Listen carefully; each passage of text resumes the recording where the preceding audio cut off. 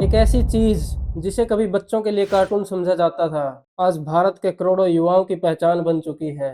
एक ऐसी इंडस्ट्री जो 100 साल पहले जापान में शुरू हुई थी, आज भारत के छोटे छोटे गांव तक पहुंच चुकी है।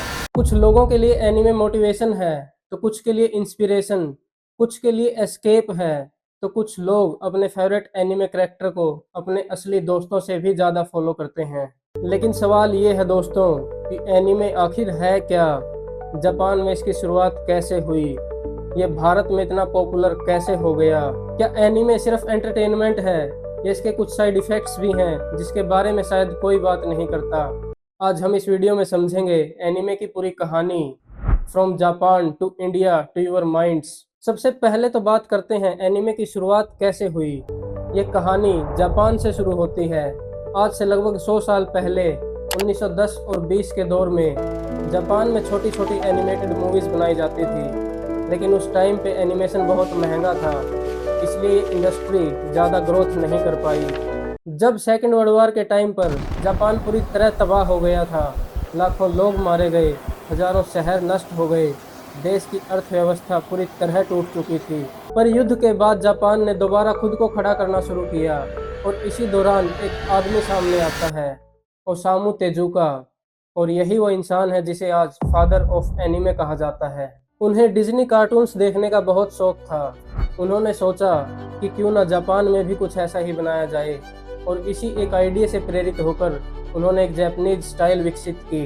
बड़ी expressive eyes, strong emotions, deep story telling, और इन्हीं तीनों को मिलाते हुए 1963 में उन्होंने अपना पहला एनीमे बनाया, एस्ट्रो बॉय। ये जापान ही नहीं बल्कि दुनिया के दूसरे देशों में भी बहुत फेमस हुआ, और यहीं से मॉडर्न एनीमे इंडस्ट्री की शुरुआत हुई। पहली बार लोगों ने महसूस किया कि एनीमे सिर्फ बच्चों के लिए नहीं है, इसमें इमोशंस भी हो सकते हैं, ड्रामा भी, फिलोसफी भी, और एक सीरियस स्टोरी टेलिंग भी। 1980 तक आते आते जापान में एनीमे बहुत लोकप्रिय हो चुका था, लेकिन पूरी दुनिया अभी भी इससे परिचित नहीं थी। फिर आए dragon ball, Pokemon, seller moon और कई दूसरे शोज। इन एनीमे ने जापान की सीमाएं तोड़ दी। धीरे धीरे अमेरिका, यूरोप और एशिया के कई देशों में एनीमे पॉपुलर होने लगा। लोगों को यह महसूस होने लगा कि एनीमे सिर्फ एक कार्टून नहीं है, यह एक अलग प्रकार की स्टोरी टेलिंग है, जहां करेक्टर्स परफेक्ट नहीं होते, हीरोज भी गलतियां करते हैं, विलेंस के भी मोटिव होते हैं, और जहां कहानी सिर्फ गुड वर्सेस एविल तक सीमित नहीं रहती। और यहीं से एनीमे एक ग्लोबल फिनोमिना बनना शुरू हुआ। अब समझते हैं दोस्तों कि एनीमे भारत में कैसे आया। अगर आप 90s और 2000 के बच्चे हैं तो आपको पोकेमोन तो ज़रूर याद होगा। पिकाचू, एस, टीम रॉकेट जैसे शोज आप बहुत देखते होंगे, लेकिन उस टाइम तो आपको इतना भी नहीं पता था कि आप एनीमे देख रहे हैं। आपके लिए तो ये बस एक कार्टून था। और फिर आए डोरेमोन, शिनचैन, ड्रैगन बॉल जी जैसे शोज, जिन्होंने लाखों भारतीय बच्चों के बचपन पर कब्जा कर रखा था। लेकिन अब तक भी ये इंडस्ट्री बहुत छोटी थी, लोग एनीमे शब्द तक नहीं जानते थे। और फिर आता है इंटरनेट रिवॉल्यूशन, और फिर जियो। अचानक करोड़ों भारतीयों के हाथ में फास्ट और फ्री इंटरनेट आ गया था। अब वो सिर्फ टीवी पर डिपेंड नहीं रह गए थे। यूट्यूब, नेटफ्लिक्स, क्रंची रोल और टेलीग्राम जैसे प्लेटफॉर्म्स, जहां सब कुछ उपलब्ध था। और यहीं से शुरू होता है भारत का एनीमे एक्सप्लोजन। मार्च 2020 इंडिया में लॉकडाउन लगता है, और यही वो टाइम है जब एनीमे ट्रेंड करने लगता है। लोग घरों में बंद थे, उनके पास करने को कुछ नहीं था, समय बहुत था, और पहली बार लोगों ने एनीमे को कार्टून के बजाय सीरियस स्टोरी टेलिंग के रूप में देखना शुरू किया। यहाँ पर एक बहुत ही दिलचस्प सवाल आता है दोस्तों कि क्यों एनीमे बच्चों से ज़्यादा युवाओं में पॉपुलर है, और इसका जवाब छिपा है एनीमे की स्टोरीज में। जब हम कार्टून सुनते हैं तो हमारे दिमाग में बच्चों के लिए बनी हल्की फुल्की कहानियाँ आती हैं, लेकिन एनीमे का बहुत बड़ा हिस्सा टीनेजर और अडल्ट्स को टारगेट करता है। यह सिर्फ सुपर पावर और एक्शन की बात नहीं करता, यह बात करता है डिप्रेशन की, अकेलेपन की, वार की, पॉलिटिक्स की, फ्रीडम की और आइडेंटिटी की। और इसी वजह से आज लाखों युवा एनीमे से कनेक्ट करते हैं। एग्जाम्पल के लिए अटैक ऑन टाइटन, ऊपर से देखने पर यह इंसान और टाइटन की लड़ाई की कहानी लगती है, लेकिन असल में यह फ्रीडम, रेसिज्म, वार और ह्यूमन नेचर की कहानी है।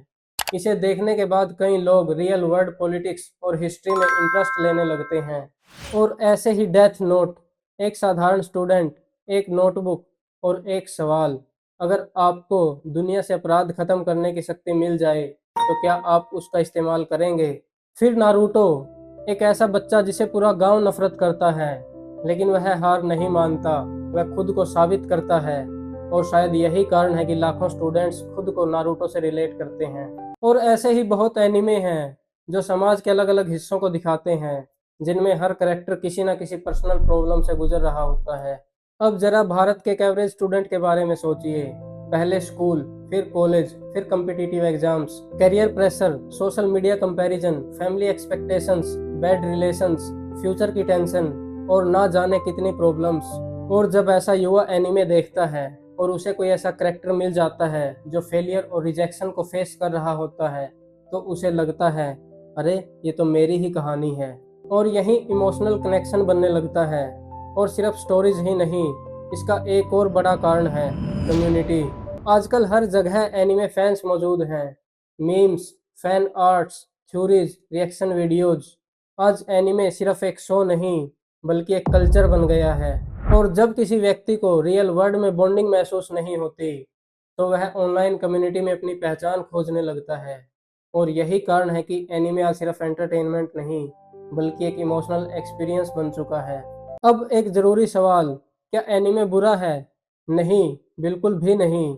एनिमे के कई पॉजिटिव इफ़ेक्ट्स भी हैं। पहला है मोटिवेशन। कई एनिमे आपको हार ना मानना सिखाते हैं, बार बार गिरने के बाद भी उठना सिखाते हैं। दूसरा क्रिएटिविटी। एनिमे का यूनिक वर्ड और कंसेप्ट आपकी इमेजिनेशंस को बढ़ाते हैं। तीसरा इमोशनल इंटेलिजेंस। आप कैरेक्टर के दर्द, संघर्ष और ग्रोथ को महसूस करते हैं। चौथा है स्ट्रेस रिलीफ। दिन भर की भागदौड़ के बाद एनिमे कई लोगों के लिए रिलैक्सेशन का जरिया बन गया है। पांचवा, नई कल्चर को समझने का मौका। कई लोग एनिमे देखकर जापानीज लैंग्वेज, फूड और कल्चर को समझने लगते हैं। जब इतना कुछ अच्छा है, तो फिर समस्या कहाँ है? समस्या है ओवरडोज, यानी ज़रूरत से ज़्यादा कंज्यूम करना। मान लीजिए आप रात को 8 बजे कोई एनिमे देखने बैठते हैं, ये सोच के कि सिर्फ एक एपिसोड देखूंगा और उसके बाद पढ़ाई करूंगा। लेकिन एपिसोड ख़त्म होता है एक सस्पेंस पर, और आपका ब्रेन कहता है, अभी तो बहुत टाइम है यार, एक एपिसोड और देख लेता हूँ।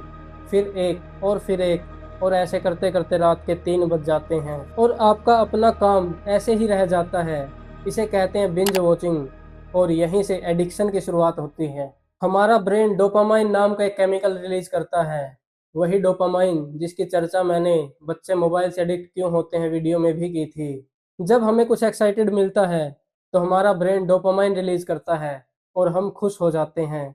और एनिमे भी ब्रेन से यही करवाते हैं। नई स्टोरी, नई मिस्ट्री, नई फाइट, नई इमोशन। ब्रेन बार बार वही फीलिंग चाहता है। धीरे धीरे रियल लाइफ बोरिंग लगने लगती है, और यही सबसे बड़ा खतरा है। स्टूडेंट पढ़ाई इग्नोर करने लग जाते हैं, सोशल इंटरेक्शन कम कर देते हैं, और उनकी स्लीप साइकिल खराब हो जाती है। और इस तरह लोग रियल लाइफ प्रॉब्लम से भागकर फिक्शनल वर्ल्ड में ज़्यादा समय बिताने लगते हैं। ध्यान रहे दोस्तों, यह सिर्फ एनिमे की वजह से नहीं होता। यह किसी भी एंटरटेनमेंट के ओवर यूज से हो सकता है, चाहे वह गेमिंग हो, सोशल मीडिया हो या वेब सीरीज। अब बात करते हैं दोस्तों कि इस नुकसान से खुद को कैसे बचाएं। अगर आप भी एनिमे देखते हो, तो कुछ सिंपल रूल्स फॉलो करो, जैसे डेली लिमिट रखो, लेट नाइट बिंज वॉचिंग से बचो, फिजिकल एक्सरसाइज करो, और रियल लाइफ गोल को इग्नोर मत करो। रियल फ्रेंड्स एनिमे कैरेक्टर से ज़्यादा इम्पोर्टेंट हैं, इसलिए एनिमे को लाइफ का हिस्सा तो बनाओ, लेकिन रिप्लेसमेंट नहीं। एनिमे अपने आप में न अच्छा है न बुरा है। यह तो दूसरी चीज़ों की तरह सिर्फ एंटरटेनमेंट का एक टूल है, एक स्टोरी टेलिंग का मीडियम है, जो आपको इंस्पायर भी कर सकता है, और अगर बैलेंस खो गया तो आपको रियल वर्ल्ड से बहुत दूर भी ले जा सकता है।